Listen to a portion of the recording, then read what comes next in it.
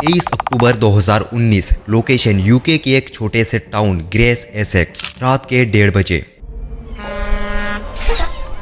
आप इस CCTV footage को गौर से देखिए, जिसमें आपको दिख रहा होगा कि एक ट्रक ड्राइवर अपनी सीट से उतरकर ट्रक के कंटेनर की ओर बढ़ रहा है। इस ट्रक ड्राइवर का नाम है मॉरिस रॉबिन्सन और उसे अच्छे से पता है कि उसके ट्रक के अंदर क्या है। लेकिन जैसे ही वो कंटेनर का दरवाजा खोलता है तो उस दरवाजे से टॉक्सिक केमिकल्स बाहर की ओर निकलते हैं, जिसे आप सीसीटीवी फुटेज में आराम से देख सकते हो। फिर थोड़ी देर के बाद जैसे ही धुआं छटता है तो वो देखता है कि उसका पूरा कंटेनर लाशों के ढेर से भरा पड़ा है।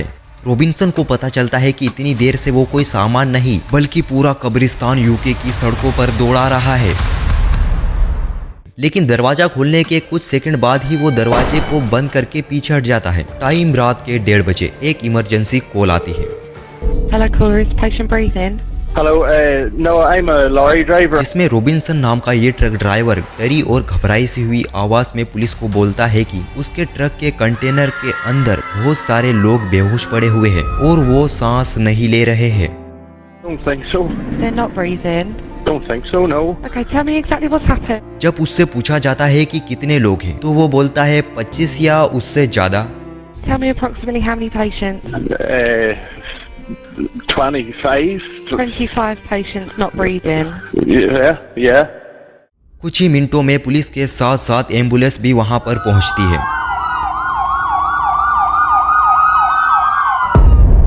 लेकिन जब उसके ट्रेलर का दरवाजा खोला जाता है तो पुलिस देखती है कि 39 लाशें उस कंटेनर की फ्लोर पर बड़े ही गंदे तरीके से पड़ी हुई थी और बहुत ही गंदी बदबू जिसे सहन भी नहीं किया जा सकता, और वो बदबू उस कंटेनर से आ रही थी और उन डेड बॉडीज की आंखें बाहर की ओर निकली पड़ी थी। मानो जब वह चीख रहे थे, चिल्ला रहे थे, तब उनकी तड़प तड़प कर जान निकल रही थी। कुछ ऑफिसर तो उस कंटेनर के अंदर जाने से भी घबरा रहे थे, क्योंकि इतनी सारी लाशें देखकर कौन नहीं घबराएगा, वो भी एक कंटेनर के अंदर। लेकिन यहाँ सवाल ये आता है कि आखिर वो औरतें, बच्चे, आदमी थे कौन और ये सभी लोग जा कहाँ रहे थे? क्या उन्हें कहीं जबरदस्ती ले जाया जा रहा था? और आखिर उस कंटेनर के अंदर ऐसा क्या हुआ था कि इन 39 लोगों की तड़प तड़प कर जान निकल गई? तो जानते हैं इस इंसिडेंट के बारे में डिटेल में।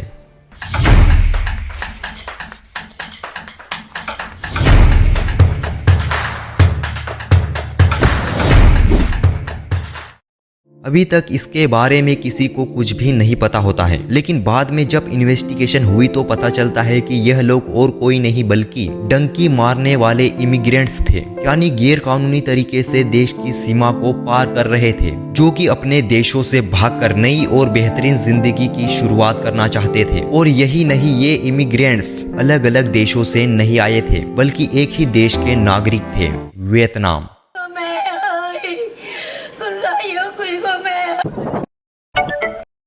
39 आदमी, औरतें और बच्चे नॉर्थ सी की फेरी जर्नी में दम घुटने की वजह से मारे गए। ये एक ऑर्गेनाइज और सीरियस क्राइम था जिसने 39 जानें ले ली। ये सभी लोग जिस कंटेनर के अंदर बंद थे वो कंटेनर पूरा की पूरा सील था, वो भी बिना किसी फ्रेश एयर के। उन्हें पहले से ही इन्फॉर्म किया गया था कि तुम्हें इस कंटेनर के अंदर 12 घंटे बिताने पड़ेंगे, वो भी बिना किसी ताज़ी हवा के। इस क्राइम के बाद अदालत को एक ऐसी स्मगलिंग नेटवर्क के बारे में बताया जो कि माइग्रेंट्स को इलीगली यूके ले जाने में मदद करता था, और इस पूरे प्रोसेस में वह इमिग्रेंट्स से डोंकी लगवाने के पैसे वसूलता था। इन्वेस्टिगेशन के दौरान पता चलता है कि कुछ ऐसे ही जर्नीज, ऐसे ही घटना कुछ दिनों पहले हो चुकी थी। यानी कहने का मतलब ये है कि इलीगली लोगों को दूसरे देशों में पहुंचाया जाता था और लोग दूसरी कंट्री में सेफली पहुंच भी गए। लेकिन इस वाले केस में ऐसा क्या हुआ था कि इन 39 लोगों को अपनी जान से हाथ धोना पड़ा।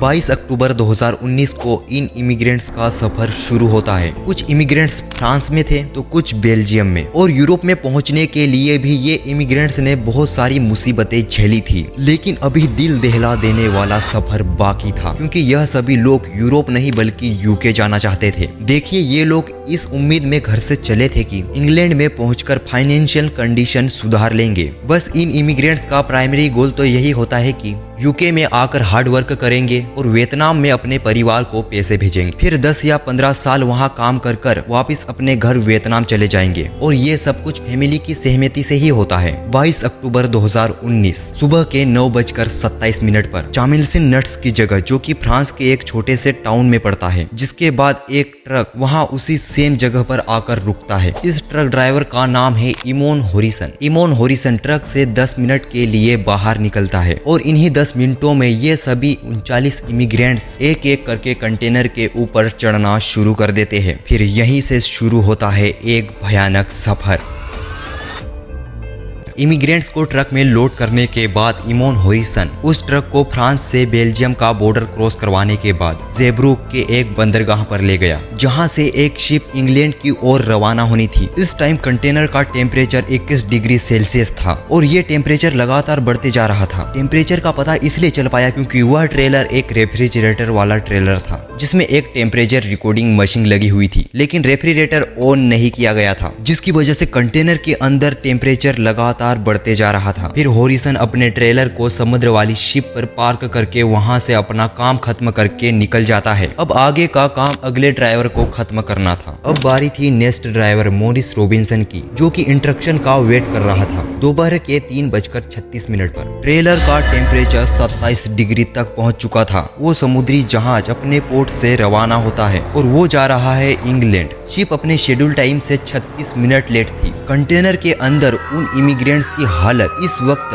बद से बदतर हो रही थी। ऑक्सीजन सप्लाई लिमिटेड थी और वही कार्बन डाइऑक्साइड लगातार कंटेनर के अंदर बढ़ती जा रही थी और उस घोटते हुए अंधेरे से बाहर निकलने का कोई भी रास्ता नहीं था। शाम के 6:25 पर ट्रेलर का टेम्परेचर बढ़कर 35 डिग्री सेल्सियस हो चुका था। अगले कुछ घंटों में उन माइग्रेंट्स ने अपने फोन उठाकर नंबर डायल करना शुरू कर दिए, मदद की पुकार, लेकिन ट्रेलर के अंदर कोई भी सिग्नल नहीं था। अब सबका दम घुटना चालू हो गया था। वो सब फ्रेश एयर के लिए तड़पने लगे थे। कुछ लोगों ने तो ट्रेलर को नोचना चालू कर दिया था, जिससे उनके नाखून टूट गए थे। चीख चिल्लाहट का माहौल हर तरफ था, लेकिन वो आवाजें ट्रेलर तक ही सीमित रह गई। कहीं से थोड़ी सी साफ हवा मिल जाए, उस दम घोटते हुए ट्रेलर में उनका एक ख्वाब बन चुका था। इस चीख चिल्लाहट में एक विक्टिम ने 113 डायल किया, जो कि वियतनाम का एक इमरजेंसी कॉल नंबर है। लेकिन वो यूरोप में क्यों लगेगा? With no signal. फेम 3 नाम की लड़की ने अपने फोन से नंबर डायल करने की लगातार कोशिश की। इन्वेस्टिगेशन के दौरान पता चला कि उसने 7:01, 7:02, 7:03 और फिर 4 पर लगाने की कोशिश की, लेकिन उसके सारे प्रयास नाकाम हो गए। शिप अभी भी इंग्लैंड के एसएस पोर्ट पर नहीं पहुंची थी और माइग्रेंट्स ट्रेलर में फंसे हुए थे और जिंदगी की भीख मांग रहे थे। शाम के 7:30 पर ट्रेलर के अंदर का टेम्परेचर 36 डिग्री सेल्सियस तक पहुंच चुका था। अब कोई उम्मीद नहीं बची थी। माइग्रेंट्स को सांस नहीं आ रही थी। अगले कुछ घंटों में उन सभी माइग्रेंट्स ने अपने फोन उठाकर अपनी फैमिली के लिए मैसेज रिकॉर्ड करना शुरू। नगमेट थोटावा नाम के जब माइग्रेंट्स का फोन चेक किया गया तो उसका मैसेज कुछ इस तरह का था। मुझे माफ कर दो मॉम, मैं अपना ध्यान नहीं रख सका, मुझे सांस नहीं आ रही है। नगवे डी लोंग ने अपने घर वालों को संदेश भेजा, आई एम सॉरी, मुझे माफ करना, सब मेरी गलती है, मुझे अब इस दुनिया से जाना होगा। इस तरह के दम घोटते हुए मैसेजेस अपनी फैमिली को भेजे। ट्रेलर का टेम्परेचर 38 डिग्री सेल्सियस तक पहुंच चुका था। CO2 लेवल टॉक्सिक हो चुका था। रात के 11:20 पर शायद ही कोई जिंदा बचा हो। अब कंटेनर लाशों का ढेर बन चुका था और इंग्लैंड की ओर बढ़ रहा था। शिप 23 अक्टूबर 2019 को मिडनाइट के बाद इंग्लैंड के पोर्ट पर पहुंची, लेकिन सभी माइग्रेंट्स आधे रास्ते में ही मर चुके थे। मॉरिस रॉबिन्सन, जो कि उस कंटेनर का ड्राइवर बनने वाला था, वह पहले ही वहां पर पहुंच चुका था। उसे अंदाजा भी नहीं है कि जिन्हें वो लेने आया है वो पहले से ही लाशें बन चुके हैं। मॉरिस रॉबिन्सन अब उस ट्रेलर को ट्रक से अटैच करने के बाद पोर्ट से रवाना हो जाता है। अब मॉरिस रॉबिन्सन ट्रक को एसेक्स के ग्रेग टाउन की ओर ले जाता है और तभी मॉरिस रॉबिन्सन को स्नैपचैट पर एक नोटिफिकेशन आता है, जिसमें लिखा था जल्दी से जल्दी जाओ और उनको साफ हवा दो। लेकिन बहुत देर हो चुकी थी। मॉरिस रॉबिन्सन जब उस ट्रेलर का दरवाजा खोला तो अंदर से गर्म धुआं निकलता है। वहां दर्जनों लाशें पड़ी हुई थी। घबराया हुआ मॉरिस रॉबिन्सन तुरंत ही वापस ट्रक में बैठकर ट्रक ट्रक को इधर उधर दौड़ाने के बाद उसी सेम जगह पर वापस लाकर खड़ा कर देता है और फिर उसने इमरजेंसी नंबर 999 पर कॉल कर देता है और बताता है कि उसने पोर्ट से ट्रेलर को उठाया था और रास्ते में पीछे कुछ आवाजें सुनाई दी तो उसने दरवाजा खोल के देखा तो बहुत सारे इमिग्रेंट्स थे जो कि अब सांस नहीं ले रहे हैं। जब पुलिस वहां पहुंचती है तो उन्हें दर्जनों डेड बॉडीज दिखी। कुछ के कपड़े उतरे हुए थे और मुंह खुले हुए थे जैसे कि वो सांस लेना नहीं बल्कि खाना चाहते हो। ये सब कुछ इतना भयानक था कि पैरामेडिकल स्टाफ ने हर बॉडी को चेक किया लेकिन जीवन का कोई भी निशान नहीं था। पुलिस ने काउंट किया तो पता चलता है कि कुल 39 लोग मारे गए थे जिसमें से 31 मेल 8 फीमेल और कुछ बच्चे भी थे। ये घटना अब एक बड़ा पॉलिटिकल मुद्दा बन गई थी और मानव तस्करी करने वालों को कड़ी से कड़ी सजा देने की मांग उठी। और एक ट्रक ड्राइवर क्रिस्टोफर केंडली ने बताया कि कंटेनर के अंदर बहुत ज्यादा लोगों को डाल दिया गया था जिसकी वजह से हवा खत्म हो गई और ये हादसा हुआ। ऐसा अनुमान लगाया गया कि कई अनजान घटनाएं हुई होगी जिसमें डेड बॉडीज को जंगलों या नालों में फेंक दिया जाता होगा। इस वाले केस में क्रिमिनल कुछ ज्यादा ही लालची हो गए थे। जिस कंटेनर के अंदर 20 लोग ही होने चाहिए थे वहाँ उन्होंने करीब उसके डबल डाल दिए थे। इस लालच ने 39 लोगों को मार दिया और उनके परिवार वालों को बर्बाद कर दिया। उनके माता पिता का दर्द हम कभी भी नहीं समझ सकते। 39 मासूम लोग अपने परिवार से बेहतरीन जिंदगी की तलाश में निकले थे लेकिन उन्होंने कुछ धोखेबाज स्मगलरों पर भरोसा किया लेकिन इसका अंजाम भयानक निकला। वो इस सील कंटेनर से निकलने की बहुत कोशिश कर रहे थे लेकिन कितना ही कर लेते। एंड दी एंड ऑक्सीजन खत्म हुई और उनका दम घुट गया। और इसी तरह 5 वर्कर्स एक कंपनी में ऑयल पाइपलाइन के मेंटेनेंस का काम कर रहे थे। तभी अचानक पानी का तेज बवंडर बनता है और उन 5 वर्कर्स को घसीटता हुआ पाइप के अंदर खींच ले जाता है। और ये सब कुछ रिकॉर्ड हो रहा था एक गोप्रो कैमरे में जो कि एक के सूट में लगा हुआ था। ये भी काफी भयानक और दर्दनाक इंसिडेंट हुआ था। क्या ये वर्कर्स ऑयल पाइपलाइन से निकल भी पाएंगे या फिर हमेशा के लिए उसी पाइप में दफन हो जाएंगे? तो फिर से मुलाकात होगी इस वाली वीडियो में। Thanks for watching.